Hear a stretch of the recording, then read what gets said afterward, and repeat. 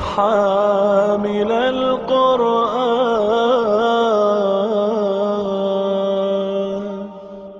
اعوذ باللہ من الشیطان الرجیم.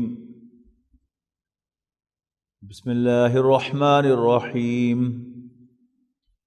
وَإِذْ أَخَذَ رَبُّكَ مِنْ بَنِي آدَمَ مِنْ ظُهُورِهِمْ ذُرِّيَّتَهُمْ وَأَشْهَدَهُمْ عَلَىٰ أَنفُسِهِمْ أَلَسْتُ بِرَبِّكُمْ قَالُوا بَلَىٰ شَهِدْنَا أَن تَقُولُوا يَوْمَ الْقِيَامَةِ إِنَّا كُنَّا عَنْ هَٰذَا غَافِلِينَ.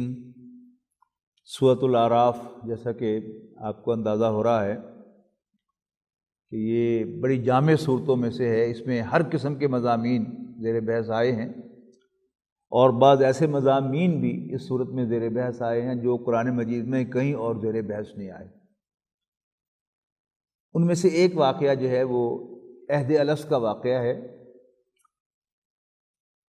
اللہ تعالیٰ نے ہمارے جسمانی وجود کو پیدا کرنے سے پہلے، بلکہ بہت پہلے، یعنی ہمارا یہ جسمانی وجود تو 1 بائی 1 ہم دنیا میں آ رہے ہیں، اور کم و بیش 10,000 قبل سب سے پہلے انسان حضرت آدم علیہ السلام اس دنیا میں تشریف لائے.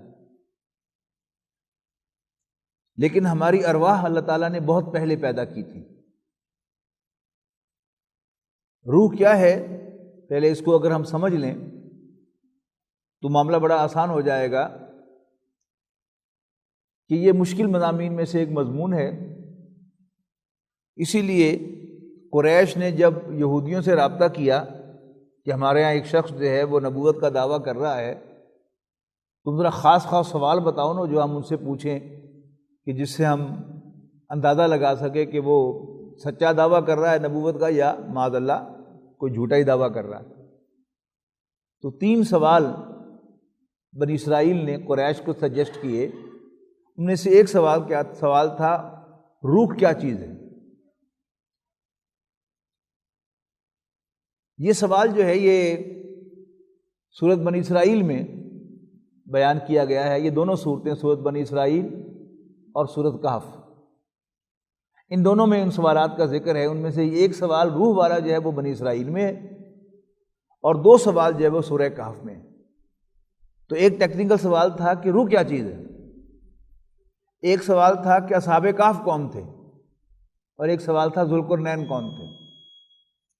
تو یہ جو دونوں سوال ہیں حضرت اصحاب کہف اور ذوالقرنین، ان کا جواب تو دیا گیا سورۃ کہف میں، اور سورۃ بنی اسرائیل میں اس روح والے سوال کا جواب دیا گیا کہ یسألونک عن الروح. یہ آپ سے روح کے بارے میں پوچھتے ہیں. قل الروح من امر ربی، بتا دو انہیں کہ روح میرے رب کے امر میں سے ہے. اب امر کیا چیز ہے؟ قرآن مجید میں 1 سے زائد مقامات پر امر کو ایکسپلین کیا گیا کہ انما امرہ، بے شک اللہ تعالیٰ کا امر یوں ہوتا ہے کہ اذا اراد شیئا، جب اللہ تعالیٰ کسی چیز کا ارادہ فرماتا ہے، ان یقول لہ کن فیکون، تو سمپلی اسے کہتا ہو جا اور وہ ہو جاتا ہے. یعنی اس دنیا میں سب کچھ جو ہو رہا ہے وہ اللہ تعالیٰ ہی کے کلمہ کن سے ہو رہا ہے، اللہ تعالیٰ ہی کے فیصلے سے ہو رہا ہے. لیکن اللہ تعالیٰ نے اپنے کچھ فیصلے وہ کلمہ کن کے ساتھ کرنے کا فیصلہ کیا ہے، اور اپنے کچھ فیصلے جو ہے وہ تخلیقی پروسیس سے کرنے کا فیصلہ کیا ہے. میں آپ آج صبح سے لے کر اب تک جو یہاں بیٹھے ہیں، ہم ایک تخلیقی پروسیس میں سے ہو کے گزرے ہیں. ہم سب کی جتنی بھی عمر ہے، ہم ایک تخلیقی پروسیس میں سے گزر کے پیدا ہوئے، ایک تخلیقی پروسیس میں سے گزر کے جوان ہوئے، اور ایک تخلیقی پروسیس میں سے گزر کے بوڑھے ہوئے. کہیں کوئی جمپ ہمیں نظر نہیں آتا کہ یہ چیز اچانک ہو گئی، نہیں. اس گریجول پروسیس جو ہوتا ہے اس کو تخلیقی پروسیس کہتے ہیں.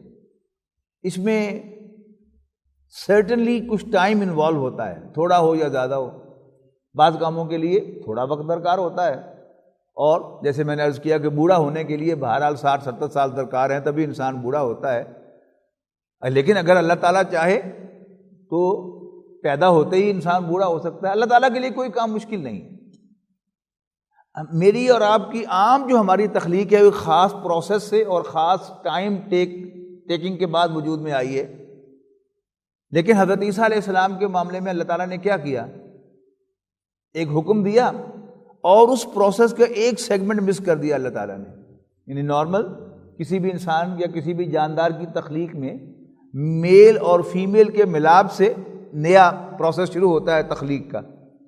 لیکن حضرت عیسیٰ علیہ السلام کے سلسلے میں اللہ تعالیٰ کا کلمہ کن آیا ہو جا، تو پھر حضرت مریم سلام علیہا کو شوہر کی ضرورت ہی نہیں پڑی، اور بغیر شوہر کے ہی ان کے اندر وہ پروسیس شروع ہو گیا اور ڈلیوری تک معاملہ جو ہے وہ پہنچ گیا.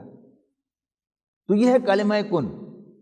امر کے کام جتنے بھی ہیں اللہ تعالیٰ کے وہ کلمہ کن سے ہوتے ہیں. جب یہ فرما دیا کہ کل روح من امر ربی، کہہ دو کہ روح بھی میرے رب کے امر میں سے ہے، اس کا مطلب کیا ہوا کہ اللہ تعالیٰ کے کلمہ کن سے روح وجود میں آئی ہوگی.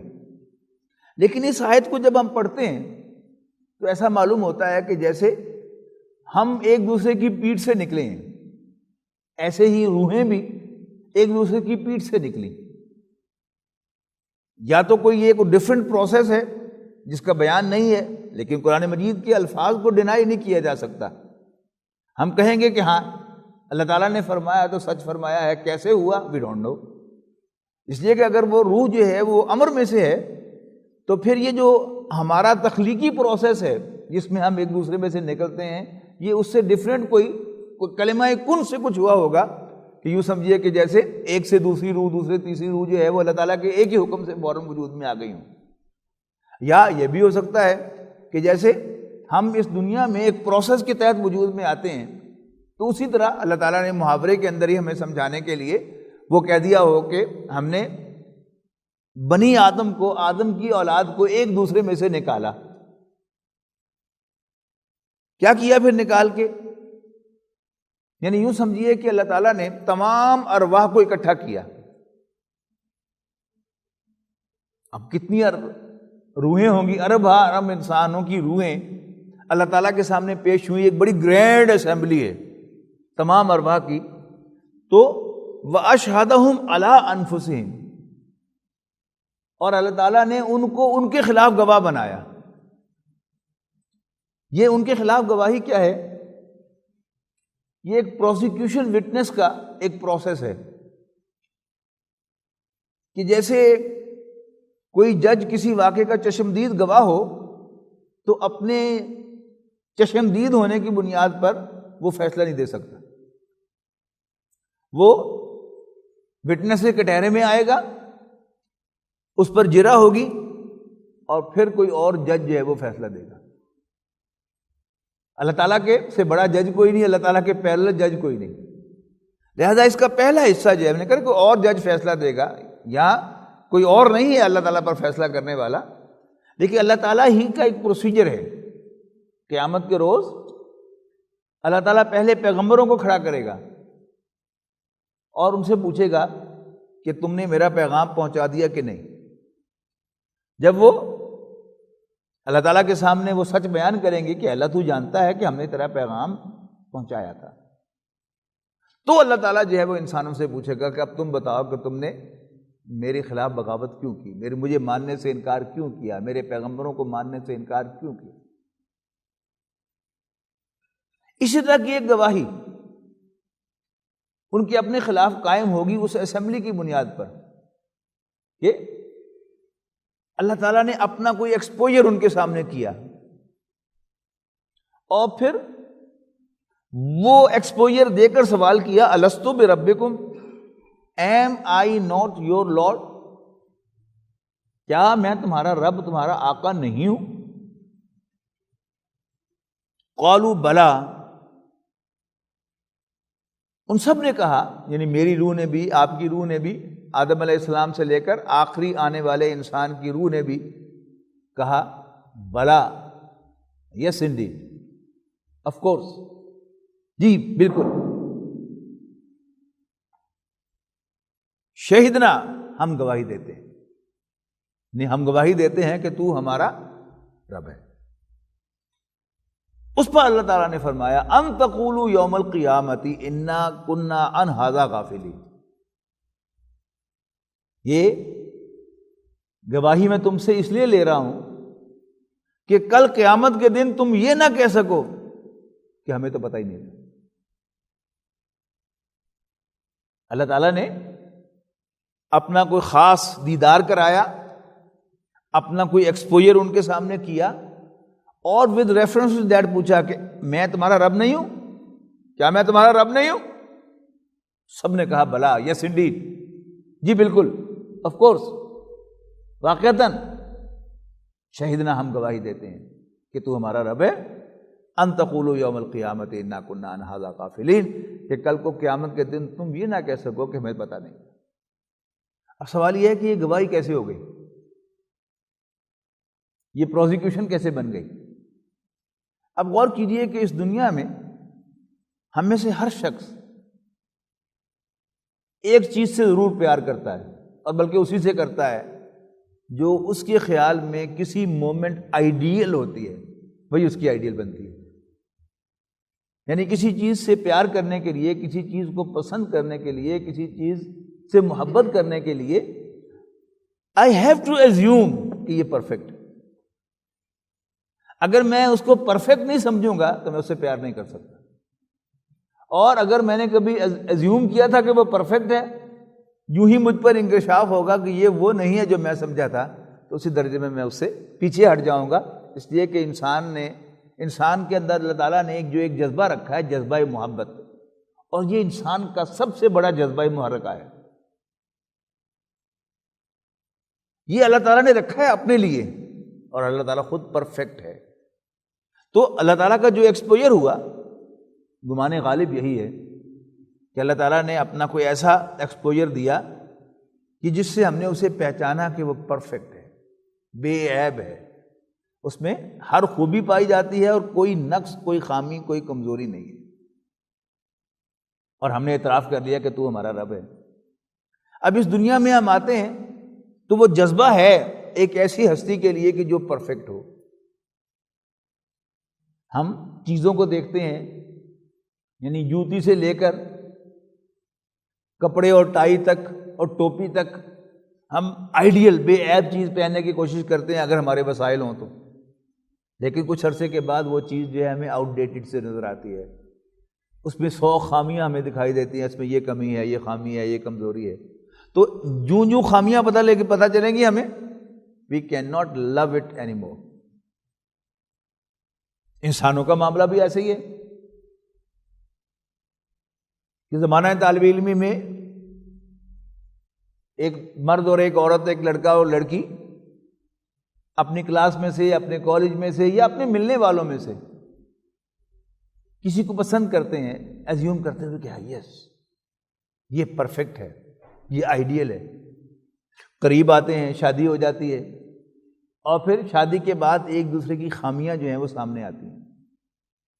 تو وہ جو انسان نے اپنے ذہن میں ایک وہ آئیڈیل بت جو ہے بنا رکھا تھا، وہ آہستہ آہستہ ٹوٹنا شروع ہوتا ہے، اور پھر طلاق واقع ہو جاتی ہے۔ تو یہ جذبہ جو ہے انسان کے اندر محبت کا، اس میں سب سے امپورٹنٹ فیکٹر جو ہے وہ کیا ہے؟ وہ پرفیکشن کا ہے۔ اس کے علاوہ بھی محبت ہوتی ہے، یعنی محسن سے محبت ہوتی ہے، جو بھی آپ پر احسان کرے گا یو وڈ سرٹنلی لو ہم۔ اسی طرح رشتوں سے محبت ہوتی ہے، یعنی اولاد سے انسان کو محبت ہوتی ہے، اولاد جیسی بھی ہو بہرحال انسان کو اچھی لگتی ہے، وہ کیا ہے؟ وہ رشتے کی محبت ہے۔ ان سب پہلوؤں سے بھی دیکھیں تو انسان کا سب سے بڑا محسن بھی اللہ تعالیٰ ہے، پرفیکٹ بھی وہی ہے، محسن بھی وہی ہے، اور سب رشتوں کا بڑا رشتہ بھی اسی کا رشتہ ہے۔ ماں باپ کا رشتہ بھی اسی نے بنایا ہے، بھائی بھائی کا رشتہ بھی اسی نے بنایا ہے، میاں بیوی کا رشتہ بھی وہی بناتا ہے۔ تو رشتوں میں بھی سب سے بڑا وہ، محسن بھی سب سے بڑا وہ، اور ایبسولوٹلی پرفیکٹ بھی صرف اسی کی ذات ہے، اس کے علاوہ کوئی اور پرفیکٹ نہیں۔ اور یہی چیز جو ہے قیامت کے دن ہمارے خلاف حجت بن جائے گی۔ ہم اس پرفیکشن کو ڈینائی کر کے گھٹیا چیزوں میں جا کے منہ ماریں گے اس سے کمتر چیزوں کو پسند کریں گے، جبکہ اللہ تعالیٰ نے اپنا آپ دکھایا ہوا تھا perfection, perfection, perfection, the perfect, the perfect, the ideal, the ideal. وہ کیا ہے؟ وہ ہمارے خلاف ایک حجت ہے، اس لیے کہ قیامت کے دن جو حساب کتاب ہے وہ کوئی ظاہری گواہیوں پر نہیں ہونا صرف کہ گواہ آئیں گے اور کچھ گواہیاں دیں گے۔ وہاں تو جیسے وہ آئی سی یو میں مانیٹر لگا ہوا ہوتا ہے نا، اس پہ وہ ای سی جی بھی آ رہی ہے ساتھ ساتھ، غور سے پڑھیں تو بلڈ پریشر بھی لکھا ہوا ہے، پلس ریٹ بھی لکھا ہوا ہے نا۔ تو اسی طرح قیامت کے دن جو حساب کتاب ہے اس میں گویا ہر چیز جو ہے وہ اس حساب کتاب میں آئے گی، اعمال بھی آئیں گے، نظریات بھی آئیں گے، دلوں کے خیالات بھی آئیں گے، دلوں کی فیلنگز جو ہیں وہ بھی وہاں پر کسی نہ کسی طریقے سے ڈسپلے ہو رہی ہوں گی۔ تو ان سب کے مطابق انسان کا فیصلہ ہوگا کہ انسان اس دنیا میں پہچانتا تھا ان چیزوں کو، ان چیزوں کو دیکھتا تھا، لیکن اس نے اللہ تعالیٰ کو ڈینائی کیا، اللہ تعالیٰ کو ماننے سے انکار کیا، اب وہ مجرم ہے۔ اس لیے کہ غلطیوں کو اللہ تعالیٰ معاف کرنے والا ہے، انسان کی خامیوں کوتاہیوں سے درگزر فرمانے والا اور غلطیوں کو معاف کرنے والا ہے۔ لیکن اصل جرم کیا ہے؟ انسان جان بوجھ کر کسی چیز کو ڈینائی کرے گا، کسی حقیقت کو، تو پھر yes now he will have to face the punishment. تو وَإِذْ أَخَذَ رَبُّكَ، اور یاد کرو جب آپ کے رب نے اے نبی صلی اللہ علیہ وسلم نکالا بنی آدم کو ان کی پیٹھوں میں سے، ان کی اولاد کو، وَأَشْهَدَهُمْ عَلَىٰ أَنفُسِهِمْ، اور ان کو اپنے خود ان کے خلاف گواہ بنایا، یہ کہتے ہوئے، یہ پوچھتے ہوئے، أَلَسْتُ بِرَبِّكُمْ، کیا میں تمہارا رب نہیں ہوں؟ قَالُوا بَلَىٰ شَهِدْنَا، ان سب نے کہا یس انڈیڈ، ہم گواہی دیتے ہیں، أَن تَقُولُوا يَوْمَ الْقِيَامَةِ إِنَّا كُنَّا عَنْ هَٰذَا غَافِلِينَ، کہ کل کو تم یہ نہ کہو کہ ہمیں تو پتہ ہی نہیں تھا، یا یہ کہنے لگو او تقولوا، یا یہ کہو انما اشرک آباؤنا من قبل، کہ ہمارے آباء و اجداد مشرک تھے اور ہم تو جسٹ ان کی اولاد تھے۔ یعنی ہر انسان انڈیویجولی جواب دے ہے۔ والدین کا علم تو وہ تو انسان کی معلومات کا ایک گوشہ ہے کہ جو والدین کی طرف سے آ رہا ہے، اساتذہ کی طرف سے آ رہا ہے، معاشرے کی طرف سے آ رہا ہے، لیکن ایک بہت بڑی سورس انسان کے علم کی، اس کی انڈرسٹینڈنگ کی، وہ تو اللہ تعالیٰ براہ راست دل میں ڈالتا ہے، اور اس دل میں انسان نے روح ڈالی ہے تو انسان اپنے دل میں جھانک کر پڑھ سکتا ہے کہ میرا رب اللہ ہے۔ افتہلکنا بما فعل المبطلون، تو اے ہمارے رب کیا تو ہمیں ہلاک کرے گا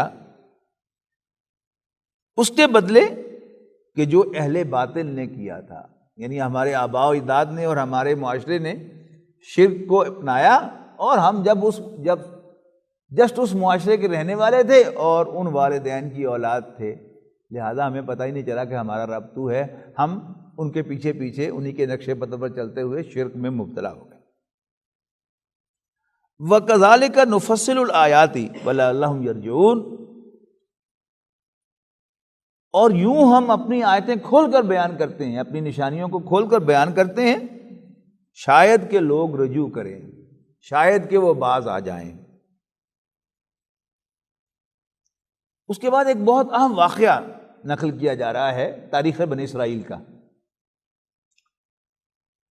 فرمایا وَاتْلُ عَلَيْهِمْ نَبَأَ الَّذِي آتَيْنَاهُ آیَاتِنَا، اے نبی ان کو پڑھ کر سناؤ حال اس شخص کا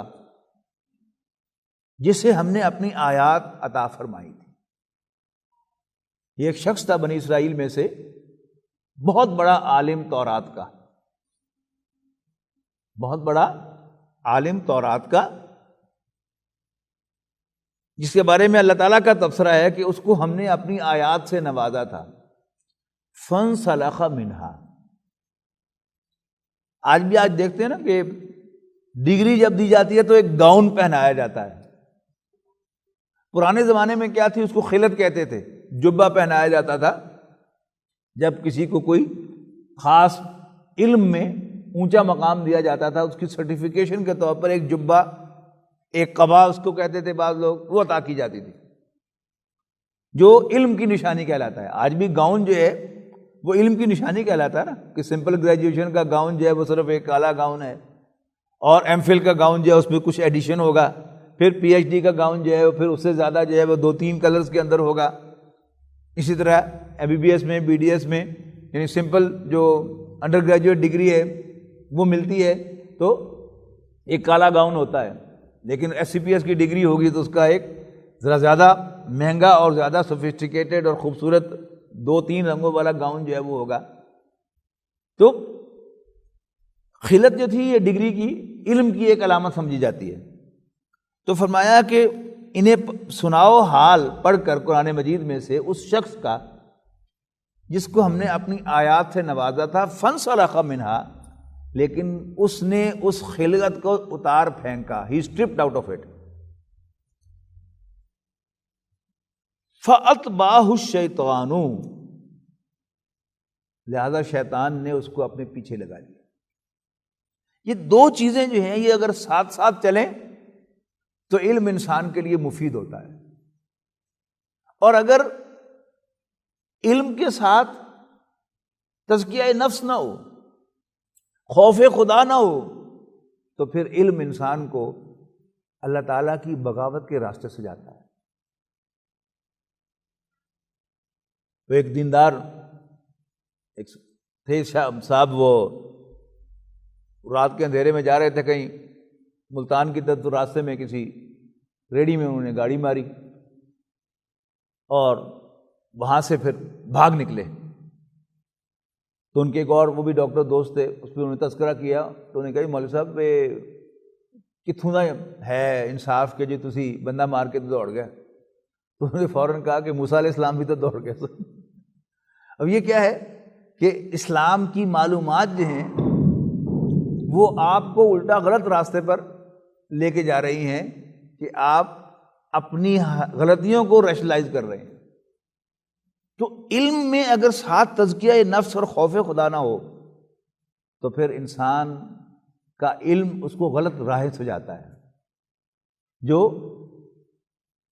چھوٹ جہاں جہاں ہے اس کی تلاش کرتا ہے، بجائے یعنی دین کے علم میں ایک ہوتا ہے راستہ، اللہ تعالیٰ کو یہ پسند ہے، یہ اس سے بھی زیادہ پسند ہے، یہ اس سے بھی زیادہ پسند ہے، اور ساتھ کیا ہوتا ہے کہ ہاں اتنی گنجائش ہے، نہیں اور گنجائش بھی ہے، نہیں اور گنجائش بھی ہے، پھر انسان ان گنجائشوں کو ڈھونڈتا ہے۔ یہ کیا ہے؟ یہ ایک اپروچ کا فرق ہے۔ تو ایک شخص تھا بنی اسرائیل کا جو تورات کا بہت بڑا عالم تھا، لیکن اس نے وہ گاؤن اتار پھینکا، یعنی تورات کے علم سے باہر نکل آیا۔ کیا ہوا؟ فَأَتْبَعَهُ الشَّيْطَانُ، تو شیطان نے اس کو اپنے پیچھے لگا لیا۔ وَكَانَ مِنَ الْغَاوِينَ، اور وہ گمراہوں میں شامل ہو گیا، وہ بھٹکنے والے لوگوں میں شامل ہو گیا، باوجود تورات کا بہت بڑا عالم ہونے کے۔ اس کے پیچھے واقعہ کیا تھا؟ یعنی بہت سے واقعات ہیں حدیث کے اندر بھی آئے ہیں، لیکن کوئی ڈیفینیٹ انطباق نہیں ہوتا، لیکن اکثر جو مفسرین کا خیال ہے کہ یہ بلعام باورا ہے، یہ شخص جو تورات کا بہت بڑا عالم تھا، اور ایک یعنی عبادت گاہ میں، ایک مسجد میں کہہ لیں آج کی زبان میں، وہ اس کا ڈیرا تھا، وہیں پر وہ تورات کی تعلیم دیتا تھا اور لوگوں کو بعض و نصیحت بھی کرتا تھا۔ تو 3 بھائی تھے، وہ جہاد کے لیے جانا چاہتے تھے، اور ان کی ایک جوان بہن بھی تھی۔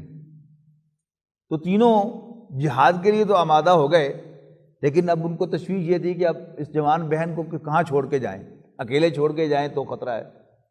تو باہمیوں نے مشورہ کیا کہ وہ فلاں صاحب جو ہیں وہ بڑے نیک آدمی ہیں، ہم کوئی ان کی یعنی جو گرجا ہے یا ان کا سینیگوگ ہے اس کے ساتھ ہم انہیں کوئی مکان چھوٹا سا لے دیتے ہیں بہن کو، تو وہاں پر رہے، تو کھانا جو ہے وہ مسجد سے وہ پہنچاتے رہیں گے اور اس کا خیال بھی رکھیں گے، دیندار آدمی ہیں، نیک آدمی ہیں۔ اب دین کی جو اصل رہنمائی ہے وہ کیا ہے؟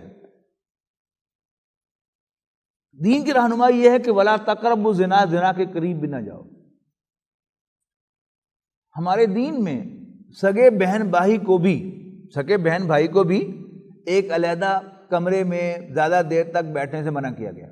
یہ کیا ہے؟ یہ انسٹرکشن ہے کہ یہ خطرناک چیز ہے، جنسی تعلق جو ہے وہ اللہ تعالیٰ نے ایسا رکھا ہے کہ اس کے اندر ایک کشش رکھی ہے، اور یہ ٹیمپٹ کرتا ہے انسان کو اس کا تعلق انسان کے شعور کے ساتھ نہیں ہوتا، اور اگر آپ ایک ٹیمپٹنگ چیز جو ہے اس کو زیادہ دیر تک اپنے سامنے رکھیں گے تو پھر آپ اپنا جو کنٹرول ہے اس کو لوز کریں گے۔ مثال کے طور پر یعنی کوئی شوگر کا مریض ہے، اس کے سامنے آپ میٹھا جا کے رکھ دیں تو پہلے تو اس کا کہ نہیں میں شوگر کا مریض ہوں، میں نہیں پڑتا۔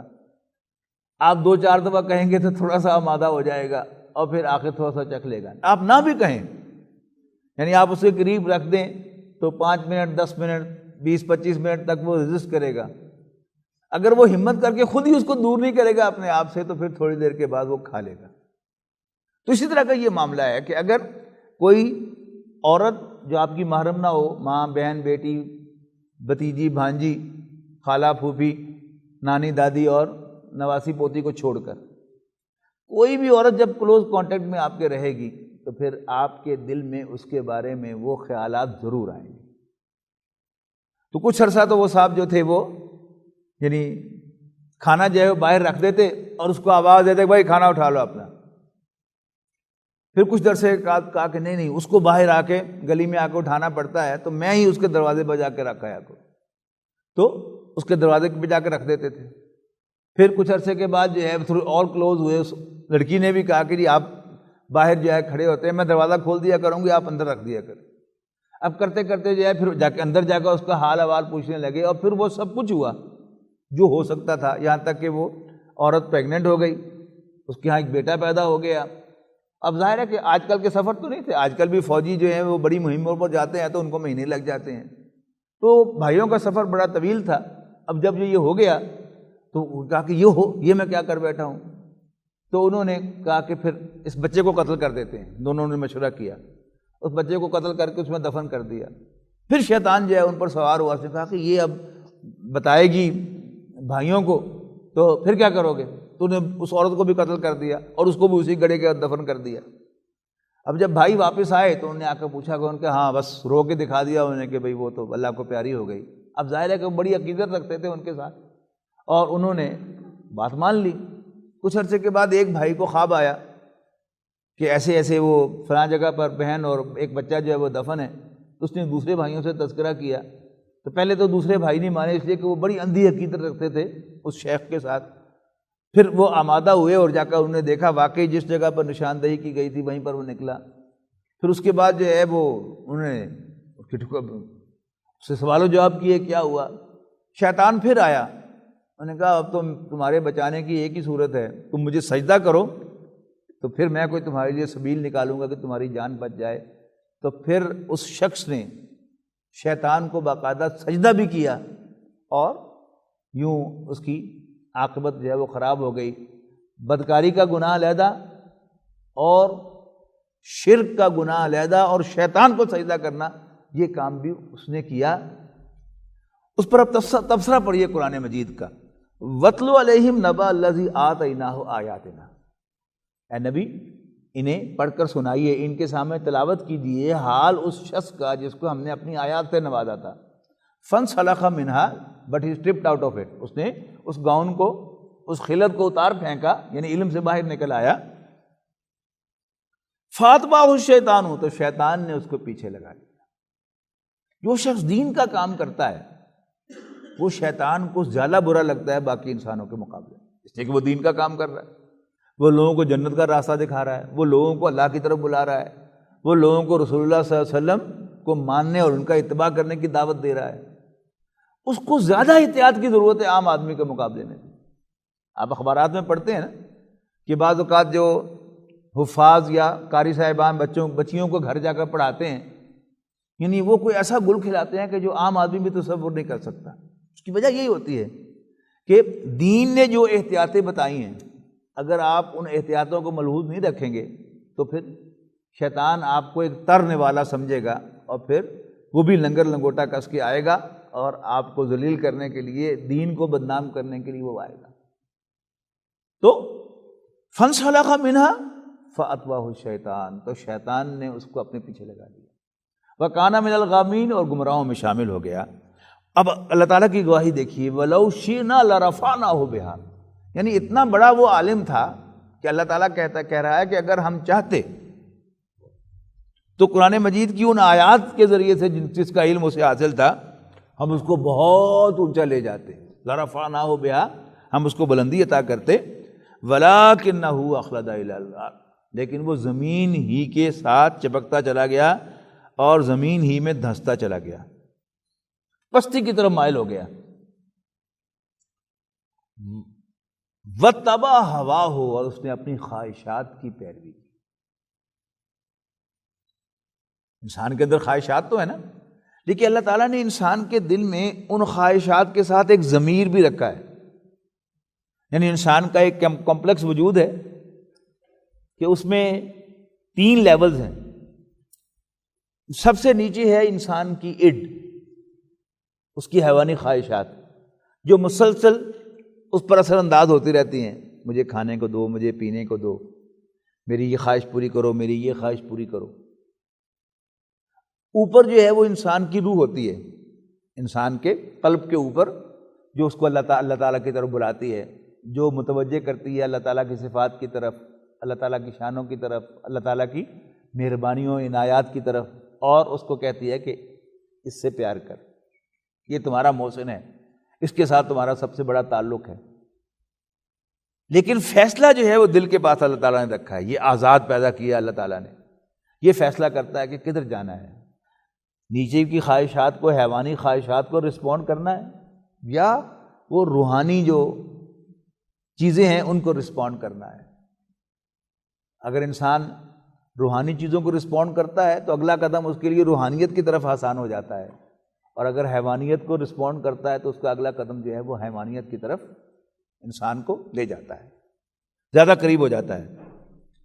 تو فرمایا واتبع ہواہ، اس نے آپٹ کیا کیا، اپنی خواہشات کی پیروی کو آپٹ کیا، اور اللہ تعالیٰ کی جو روح کے تقاضے تھے ان کو نظر انداز کیا۔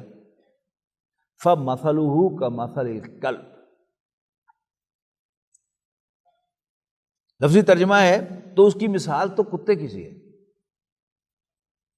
لیکن میں یہاں ترجمہ نہیں کرتا ہوں، کتا نہ ہو بیٹا۔ کیسے؟ ان تحمل علیہ یلہث، ان تحمل علیہ یلہث، کتے کو اگر آپ نے کوئی غور سے دیکھا ہو، اس کے سانس لینے کا انداز کیا ہوتا ہے؟ جیسے ہانپ رہا ہو، یعنی خواہ وہ واقعی تھکا ہوا ہو۔ ہم تو کبھی بہت زیادہ تیز پیدل چلیں گے، یا کوئی بوڑھے لوگ جو ہیں وہ سیڑھیاں چڑھیں گے تو وہ ہانپ جائیں گے، یا آپ دوڑیں گے، وہ ایکسرسائز کریں گے تب آپ ہانپیں گے نا۔ لیکن کتا جو ہے وہ ہر وقت ہانپتا ہوا رہتا ہے، خواہ آپ نے اس کو دوڑایا ہو، اس پر بوجھ ڈالا ہو یا نہ کیا ہو۔ تو یہاں فرمایا جا رہا ہے اس کی مثال کتے کی سی ہے، ان تحمل علیہ یلہث، کہ تم اس پر بوجھ ڈالو تب بھی ہانپے، او تترکہ یلہث، اور نہ بھی ڈالو، چھوڑ دو تب بھی ہانپے۔ ذالک مثل القوم الذین کذبوا بآیاتنا، یعنی ایسا معلوم ہوتا ہے اس مثال سے کوئی شادی شدہ آدمی تھا اور اس کے لیے جنسی تسکین کا سامان اس کے گھر میں موجود تھا، لیکن اس کے باوجود اس نے یہ حرکت کی، تو کتا ہوا نا، کہ جیسے کتا اس پر بوجھ نہ بھی ڈالیں تب بھی وہ ہانپتا ہے، اور بوجھ ڈالا ہو تب بھی ہانپتا ہے۔ ان تترک علیہ او تترک علیہ یلہث او تترکہ یلہث ذالک مثل القوم الذین کذبوا بآیاتنا، یہ ہے مثال ان لوگوں کی جو ہماری آیات کو جھٹلاتے ہیں۔ یہ آیات نوٹ کیجئے کہ کیا ہے، یہ سورت کے شروع میں یہ مضمون آیا تھا پہلے رکوع کے اندر، کہ والوزن یومئذ الحق، کہ اس دن وزن اعمال برحق ہوگا، سچ مچ ہوگا۔ فمن ثقلت موازینہ، جس کے نیک اعمال کا بوجھ بھاری ہوگا، جس کے نیک اعمال بھاری ہوں گے، فاولئک هم المفلحون، تو یہ فلاح پانے والے ہوں گے۔ اور ومن خفت موازینہ، اور جس کے نیک اعمال کا وزن ہلکا ہوگا، فاولئک الذین خسروا انفسهم، تو یہ وہ لوگ ہوں گے جو اپنے آپ کو خسارے سے دوچار کریں گے۔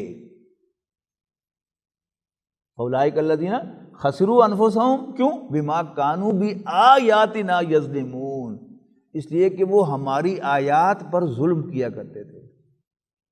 آیات پر ظلم کیا ہے؟ یعنی اللہ تعالیٰ کی آیات کا حق ہے کہ انہیں فالو کیا جائے، اور اللہ تعالیٰ کی آیات کی حق تلفی کیا ہے انہیں فالو نہ کیا جائے، علم میں ہونے کے باوجود فالو نہ کیا جائے، یہ کیا ہے؟ اس کی حق تلفی ہے۔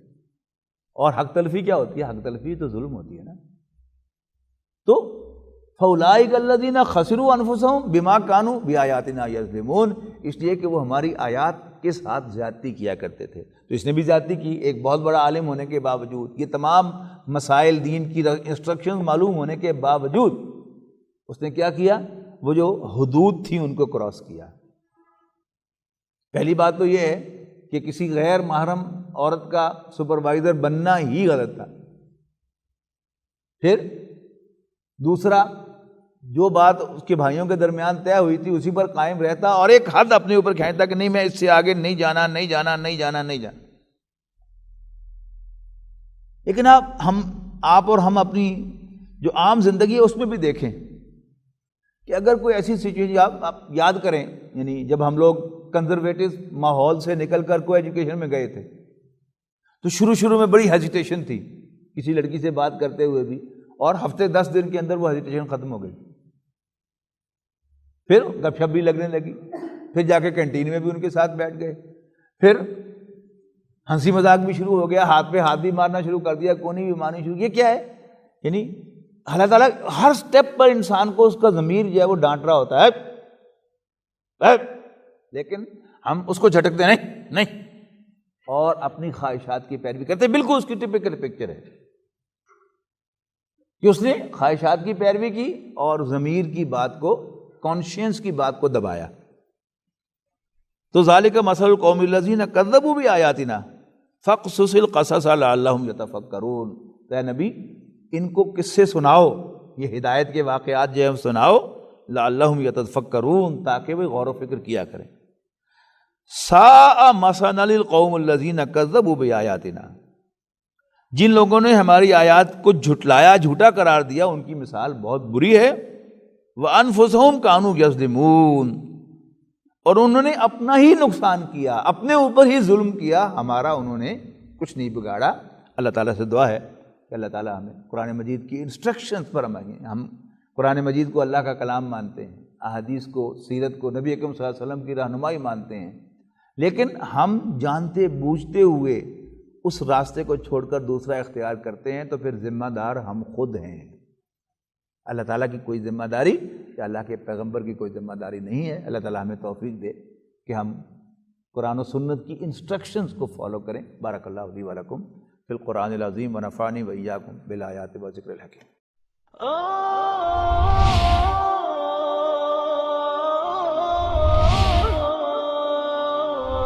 يا حامل القرآن